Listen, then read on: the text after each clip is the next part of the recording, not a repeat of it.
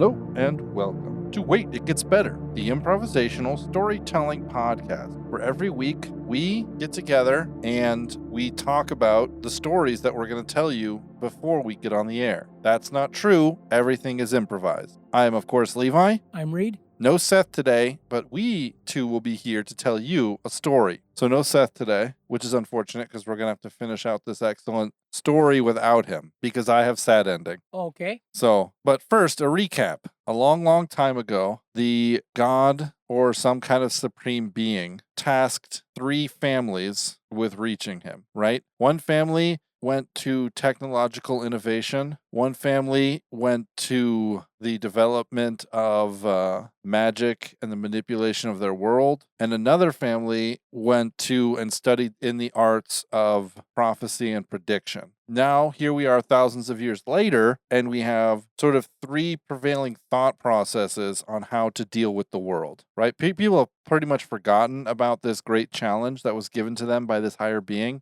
And you have the prophesites, the people who can prophesy and can have dreams and can understand the future. You have the Industrial Revolution people, the people who bank their hopes and their progress on sort of science and mathematics and the development of technology. And you have the sort of more social elites, which all utilize a type of pearl magic, which is to say that somehow they have developed the ability to grow like a pearl in their brain that gives them power. And the development of the pearl is based a lot on what their mother went through when they were in utero. So there's a lot of laws, if you're part of that clan system, about what mothers can and can't eat, can and can't do, experience, or what they should do. There's all sorts of things like, do you want your kid to be a teleporter? Well, you should travel far and wide. Get your kid used to different areas, stuff like that. Like, take a hot bath in this specific mountain range hot springs in order to bring about healing powers in your child. Different stuff like that. We were introduced to the wise old woman, which was from the prophecy sort of clan, which these have sort of turned people forgotten that they were sort of families and clans. And now this is sort of 3 different schools of thought or 3 different thought processes on how to sort of process the world around you. So we were introduced to the wise old woman who is of the prophet. I don't know what to call it. What did I call it? The prophetize? Yeah. Yeah, the Prophasian persuasion. And she sees things like active in front of her. Like, she'll see someone and the person will sort of change as things about them are changing. We were introduced to the villain, who is a sort of a professor, sort of a teacher of not the sciences, but of the upper educated thought. He is, of course, a Perlian, right? A Perlian, I like it. Yeah, he's a Perlian. He, what was his name again, Reed? Lanigan. He has a quite an extensive, influential network. My thought is that he was trained a lot by the industrialists to understand science and medicine. And he has these ideas about who is privileged and who is not privileged, and who is worthy and who is not worthy. And in fact, and he has kind of an extensive network of people that he leverages on in order to perform his experiments. I imagine this is sort of an idea to try and prove that the Perlians do in fact deserve to be the ones in charge. Right. And some of them have sort of rejected his thought process. The Perlians have, and which he doesn't really understand. And so there's actually been a rash of murders of Perlian people, and then their heads kind of cut open and their pearls removed. And that was a practice practiced a long time ago because you could attain the person's power by consuming it, but it's considered barbaric now. Kind of like cannibalism, was practiced a long time ago, much more readily, and now it's kind of off to the fringes. But there's been sort of a rash of murders with this. Did I say that enough about the villain? Yep. Yeah, he's kind of a sly talking, kind of a country, not a countryman, sort of a everyman, kind of like the good man in the Dark Tower series. He speaks things that people want to hear, But I thought of him as kind of charismatic and he's seductive. I think of C.S. Lewis's space trilogy, that hideous strength. He has the ability to kind of seduce people into, and kind of coaxing them to imagine themselves part of the inner circle, and that they want to be, in the inner circle that's driving the wheel, so to speak. And they maintain, kind of a strict kind of code of these are the beliefs that are considered the norm, and if you're of too individualistic a bent, you'll be kind of shamed and ostracized. right, that makes sense. We were also introduced to the quartet members, which the quartet members are 3 individuals. And I apologize, last week I might have seemed really out of it. I was pretty kind of sick last week. But the quartet members are 3 individuals who are one of each: a Perlian, a Prophasian. I'm just gonna keep coming up with new names for them.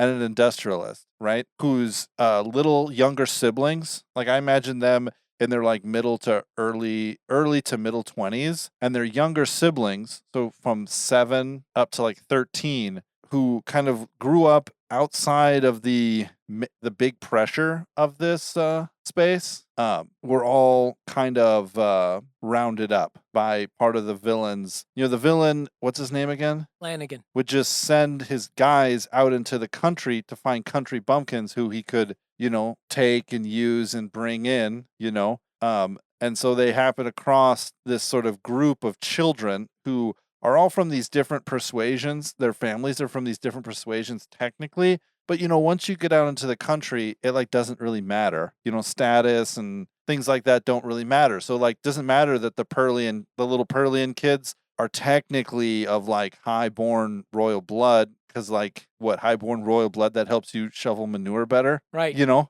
it's like, yeah, okay, the industrialist kid does have like a more bent towards scientific discovery, but he's only 3. Yeah. And it's like the prophecy, the 2 twins that are the prophecy, they can only see the futures of each other at this point in their life. So it's like all of them are kind of devoid of the prejudice that so readily kind of seeks and destroys the relationships between Perlians, Prophesaians, and industrialists. Mm-hmm. And so they kind of get hoovered up in one of Lanigan's sweeps and shipped down. They're being shipped down to the big city for some purpose. Right. Lanigan has experiments going with all of them. He's been trying to force feed pearls to Prophesaians to get them to develop the abilities, because you can't mix. Even if a Prophesaian woman and a Perlian man were to come together and have a child, they would be one or the other. They wouldn't be both. Right. And yeah, those people can learn to be industrialists, because the industrialist is really just the people who didn't have either ability. But if you can like move something with your mind as a Perlian can, why would you need to learn how to like use pulleys and cranes? Right. It's like you don't, if you can just look at someone and say, this is what's wrong with them, why would you need to learn the diagnostics of medicine? It's just kind of they've just never really learned that. So what happens is all these people's younger siblings get all hoovered up. I say hoovered up as if it was a vacuum, but it wasn't. Just get snatched up, and then these three people who really disagree with each other's outlook on life kind of realize that they gotta sort of work together. Reed, what story element do you have? I have a unique restaurant. Is the restaurant in the big city or is it in the country? The answer to your question is yes. Okay, let's hear it. Okay. It's called The Rustic. Perfect. And setup costs were financed originally by the people that have a stake in the newly kind of discovered and newly being settled territories. Right.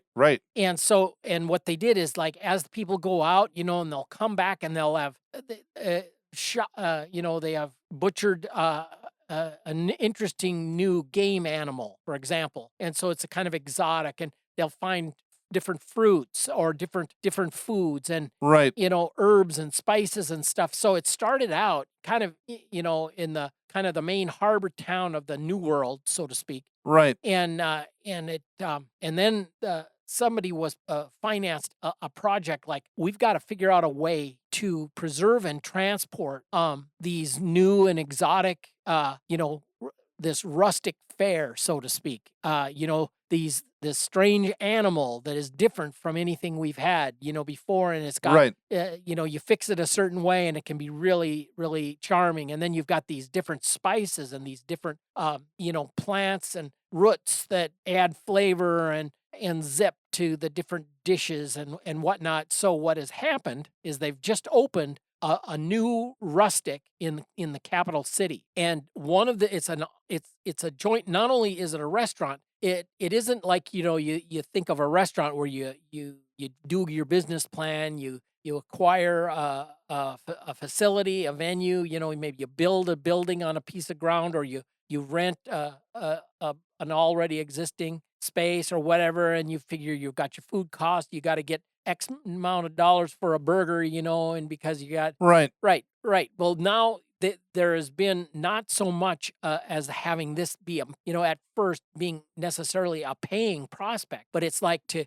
excite interest in people going out into this exciting new world. Oh, okay. So it's like, and the rich and the famous and the people who want to be seen, they'll come to the rustic and try these rustic foods. But there's another whole sidelight where the chemists are busy going at these new foods and what are the effects on, for example, a woman who is pregnant, and do these foods and these Oh, spices yeah. carry, like for time out of mind, they've been feeding, certain mix of herbs and spices with the foods of a family that wants to bring their offspring into a certain range of magic abilities. Well, what if you come back from the new world and you've got these roots and you saute them in with this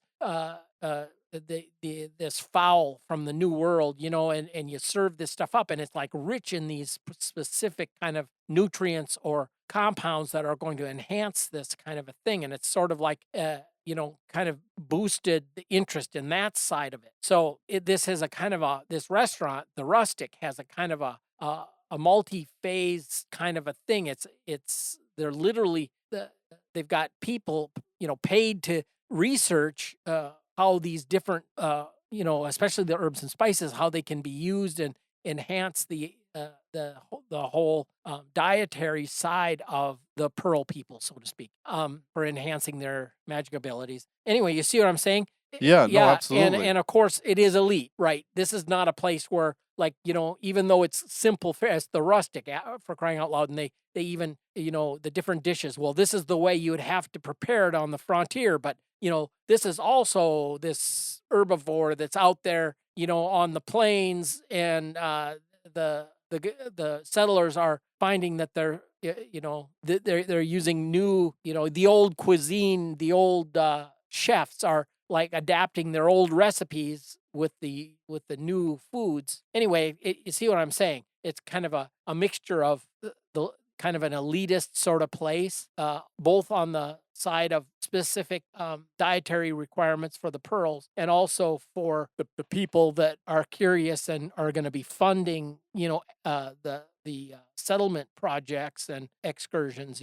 Anyway, so it's kind of the place to be. It's kind of the hot new thing. Absolutely. I think that I was just thinking of this guy because you were talking about eating things and taking in their nutrients. And I was thinking about this. I think that Lanigan has been able to make Lanigan is part of sort of like an older secret order, Right. right? That believes that once we meld all three, right? It's obviously a twist of reality, but once we meld all three systems together, then we will not, it's not that the gods will come to us and say, good job, you can join us now, but that's how you become a god, Right. right? And I remember kind of you were kind of throughout this one, like Lanigan's got, because of his ability to read people, he's kind of trained up a cadre of what he calls his henchmen, and they're basically sociopathic types that aren't really much bothered by conscience to kind of do his dirty work for him. Right. And you talked about one of his sidekicks, one of these henchmen is a guy that is kind of his go-to guy to get stuff done, and you brought up the idea that he's rediscovered the old thing that if you consume the pearl, then you'll gain temporarily at least the magic power of that victim. Right. And I because I had unique restaurant. I mean, I really decided to I'm gonna not include that part. I don't want to have this be, you know, I just didn't include it in my unique restaurant. Okay, Yeah. I think this is too nefarious and too really on the down low to be like, anyway. No, yeah, that's okay. My thought would be that that our guy, what's his name? I keep forgetting his name. Lanigan. Is basically like a Hannibal. Yeah. Oh yeah, he's definitely a sociopath. No, I'm saying that he's a what's it called? He's a oh my god. My brain keeps saying carnivore, but that's not the word. Cannibal. Cannibal. Yeah. Hannibal the cannibal. Yes. Like, but I was thinking of the Hannibal. My brain was thinking of the Hannibal Lecter from the TV show. yeah, Silence of the Lambs from the movie. No, from the TV show. There's a TV show called Hannibal where Mads Mikkelsen. This is kind of what I imagine the here I'm showing you a picture. People can look up the picture of Mads Mikkelsen. But he is what I I just want this picture here. This is kind of what I thought of when you were kind of explaining whatever his name is. Keep forgetting his name. Lanigan. Lanigan. I got that from, remember The Sting? Lanigan was kind of like the bad guy, Oh that yeah. they were trying to But yeah, ruin the Sting. Yeah. But yeah, that's kind of the image I got when you were explaining him. Was this kind of he looks very sophisticated. Yep. But there's something about his speech pattern, there's something about his voice that just doesn't feel right. But you just kind of say, "Oh, it's just his weirdness. Just he's educated. Right. He's using big words." Right. And I just had this thought that there would be certain sects of the Pearlians that would be incredibly, what's the word, inbred? Yeah. Right? As you can tell, certain sort of bloodlines have really tried very hard to sort of figure out the path of becoming more powerful. Right. Right? And a lot of that's kind of things that society knows about, but is kind of like, well, that was like, 50 years ago that they were really doing that. And we're just kind of seeing the results today, and no one's really dedicated to that. But in reality, there's like a whole cult, kind of Cthulhu style, built around this idea that if we can just create the perfect person, then we can like become a god again. Yes. And I think that Lanigan, he has kind of done it. I think that his specific pearl ability, it's not very much in many ways, but he, to a limited capacity, can take on the power of that which he consumes. Okay. Right? Whatever his mother did, he doesn't know because it was locked away, but if he were to like eat anything that was strong, a steak, a cow, a bear, a moose, for the next 10 hours or something, he would like his strength, not physically, but his strength would like increase. You wouldn't see it, what I mean, you wouldn't be able to see it, but he can kind of, and so he has this quote unquote ability to deal with a lot of different cultures. And it's like, you wonder why. It's like, well, he just has selections of people. And so he needs to go talk to this culture of people. So what does he do? He just kind of becomes that person for those people, Yeah. And he is able to, this is gross, and I'm so sorry, my listeners, but this is where my brain's going. If he consumes a prophecy person, he gets some base level. And so he feels like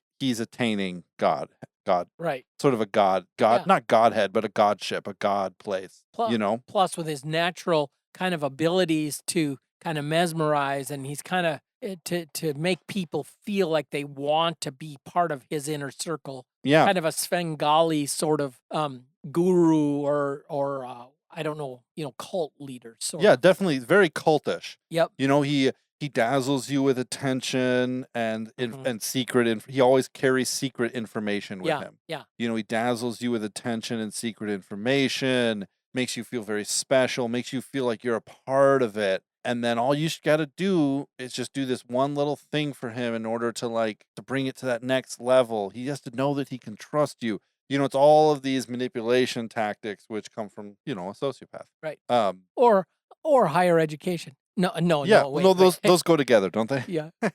Oh man, I went to college a lot of years, to get that that 24-year degree plan. Yeah. So I feel like maybe there's something happening. Maybe there's some legendary time. There's some great moon cycle. There's something. It's not like a festival that the whole town, the whole city is celebrating, but it's a festival that Lanigan knows is coming. Right. Right? Maybe that's one of the reasons why he had his henchmen be on the lookout for children. You Yes. know, it's like this has to happen. We're gonna enter the fourth gate. You know, the moon is gonna enter its primary arc of power. Whatever. You know, I don't know what it is, but there's some fulfillment thing. You know, and he's using technology because he's trying to assimilate in all three things. He's trying to become all three things. Right. And so then coming behind the henchmen are the three, the quartet, the three, right? Yeah. And they are obviously at first very at odds with each other because their kind of worldviews are very wrapped up in their identities as to who they are, you know? So the Perlian feels really like he should be the leader because he's the one who has the most schooling and the most experience. You know, the engineer, the industrialist calls out his sort of rudimentary view of things like cleaning, like washing your hands and stuff and bathing, which the Perlian doesn't need to worry about because he had like servants that would like use their pearl ability to just like pull all the dirt off of him. Yeah. And it's like, why do I need to bathe? Like, yeah, that's like Wheel of Time, and Aes Sedai could, fall in the water, and then she would just kind of poof, be dry off her robes, just like that. Yeah, no, exactly. They would just channel the water out of their dripping cloak. Yeah. And then the prophet person, it's difficult when you include someone whose chief ability is to know the future. Yep. But my thought is that he or she, whether it's a he or a she, is basically they're just seeing they can't, like, since this move was such a traumatic thing, they've casted all their ability at what will happen in the end, and they see the end and it's not what they want. So they just keep trying to see the end. Okay. They just keep trying, and so they're pretty much useless. Like, they're good for little things, like, hey, should we go to this inn or that inn? They'd be like, oh no, that inn has bed bugs. Okay, we'll go to this one. But like, it's kind of established early on that they see, I'm gonna call it a she, that she sees just like fire raining down from the sky, and just this incredible sense of loss, and it's like, I don't want to see that. So she keeps looking instead of kind of backing off and trying to look at it from a different angle. My thought process is that these people are kind of prodigies in their field, but they're also young and inexperienced. So this is like the first time a hero tries to be a hero when they don't know how a hero is actually a hero, And so while they're prodigies in their field and can fight really well or can do things really good, in reality, they are like way out of their depth. Okay. Yeah. They kind of they come into the town and there's the wise old woman sort of sitting outside the town, and she's been seeing like death and destruction all day. She's been looking at people and being like, that guy's not going to have a head by the end of the night. That guy's going to be missing limbs. That whole section of the town is going to be on fire. All I can get is the smell of ash. I can't get the smell of ash out of my nose, And so she sees these three people who they're like, their whole bodies are changing. Like, one minute they're all bloody and burnt, and the next minute they're like weighed down with riches. And she's like, she looks at them and she like not memorizes, maybe she memorizes their faces, but she's like, I have to keep an eye on them because everyone else, as they move in and out of the city, it's pretty uniform what their end is going to be. But this is like something more. These three are something more.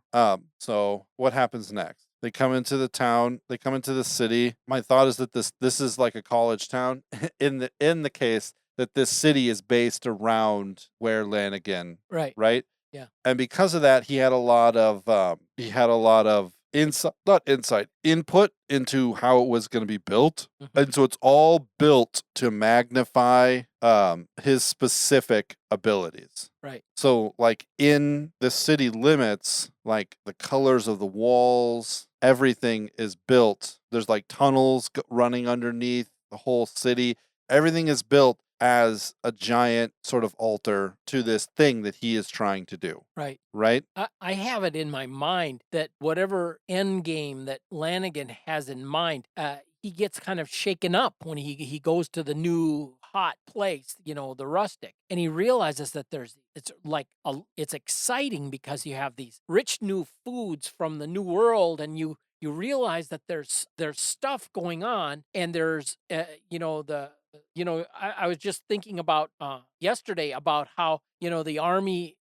They called it the 1811. It was a pistol that was designed for contract to the army, as a sidearm, and it's like an old fashioned like muzzle loading, flintlock, load it with charge and shot, and then shoot it, and you got the old thing where you've got the pirates with about 6 of these stuffed in their sash, so that because they only got one shot, and it's a big ordeal to like reload. Right. And it's like so inefficient. And like in a matter of 100 years, the army, commissioned a new sidearm, which became the 1911, of course, 45 caliber automatic pistol, which is like, it's like anybody Night who and carries day. one today is not considered behind the times, right? So what I'm saying is that dramatic change in the 19th century of weaponry, it was like during the different wars, dramatic leaps and bounds, like during the American Civil War and during the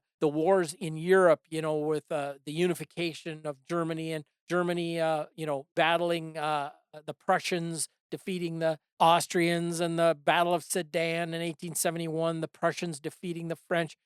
Dramatic changes in military technology, culminating, of course, in World War I, where just the mass effects of modern artillery and modern machine guns, it just changed warfare forever. Well, I'm thinking that Lanigan saw like the seeds of like a dramatic new movement, like what has God wrought here, with the opening up of the new world, and the Right. technologies that are racing to catch up with what's going to be needed, to transport people and goods across seas, and all these things. And I have a feeling like it says like he's going to have to make his move maybe before he was really ready.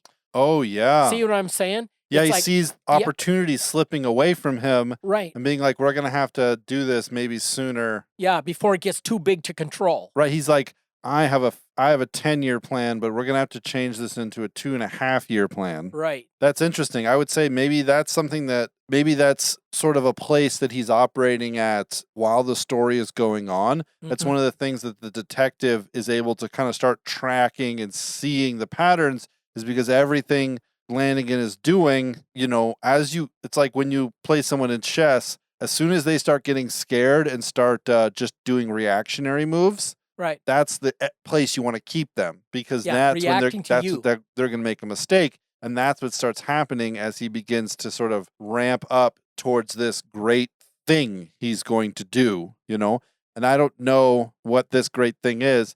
Well, I do know now. I just literally thought of it. He's going to, his ability is to be able to assimilate the things that he eats. Yep. But what he does is he takes, maybe there needs to be an explicit warning on these episodes. He takes and gets a full blood transfusion of the prophesying someone that was killed, someone that he killed. Okay. Right? And so his ability allows him to then fully assimilate that person. And while he has that, he gets both all of his abilities that he has through the being a Perlian, and he gets what seems to be a full ability of the prophecy people. So he starts to be able to see out, but that doesn't happen until like the day of the fight, For the first couple of weeks, when the quartet make it into town, make it into the city, they're just kind of looking around.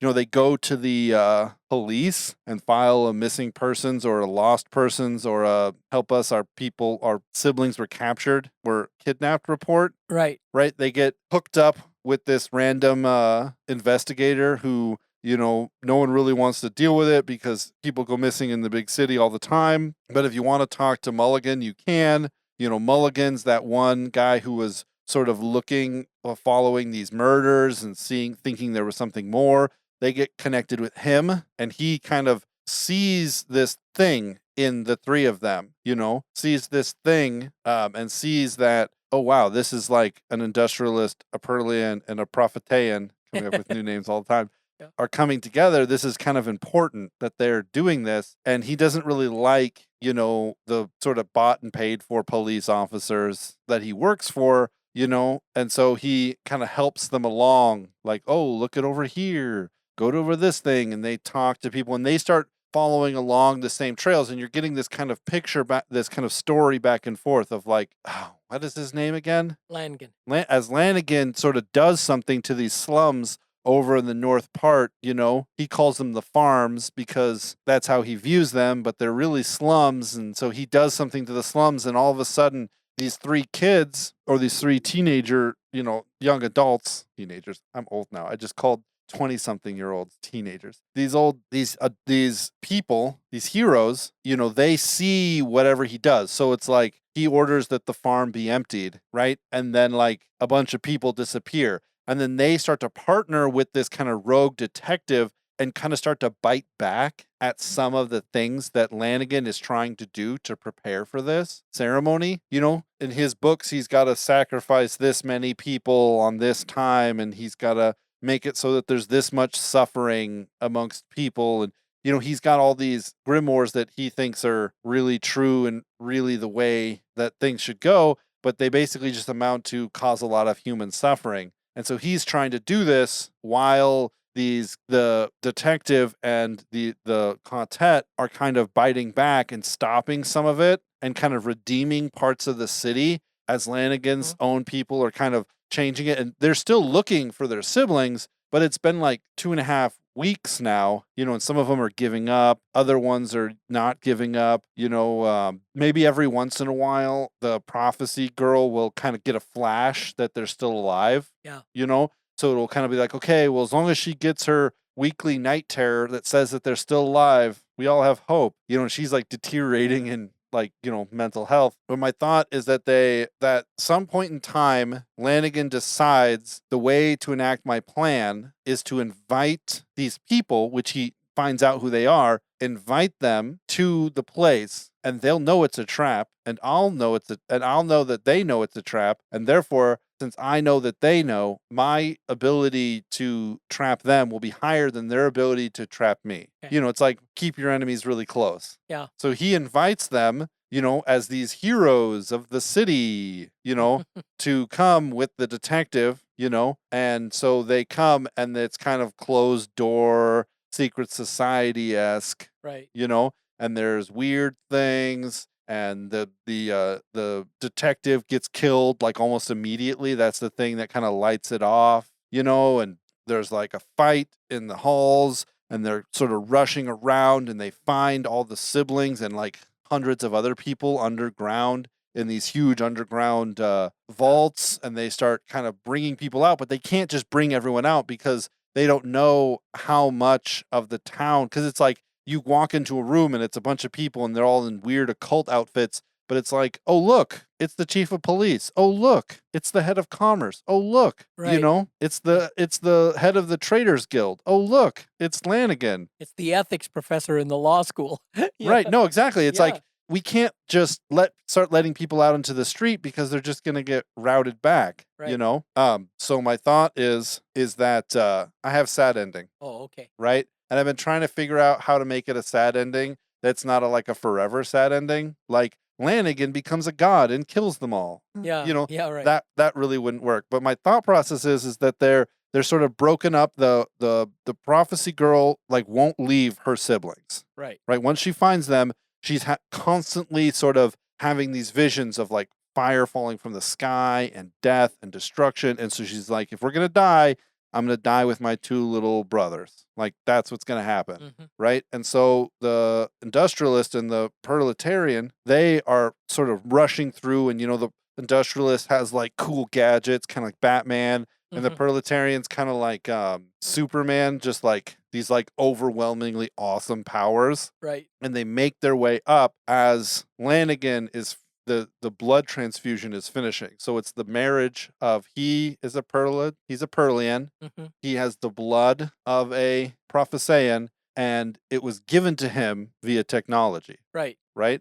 So now he can predict all of their movements, and he has stashes. He has hundreds of pearls. Yeah. Right? Maybe he has it like in like a IV that's like drip feeding it to him or something, but he's just like overwhelmingly awesomely powerful. Yeah. They fight him and they fight him and they fight him, and he just kind of throws it off because he can see all their moves happening and react to it with perfect Perlian precision. Yeah. But being able to see their moves happening, and it's just like overwhelming. And soon they're both just kind of on the ground, Mm-hmm. and he's just there like giving his monologue. Yeah. Right? And he opens the top of his tower thing kind of opens to the sky, and he puts up his hands and he quotes something or says something, right? The thing that's supposed to call the god back down so that he can join them, and he calls the god back down. Mm-hmm. And he comes. Yeah. And it's just a simple man there,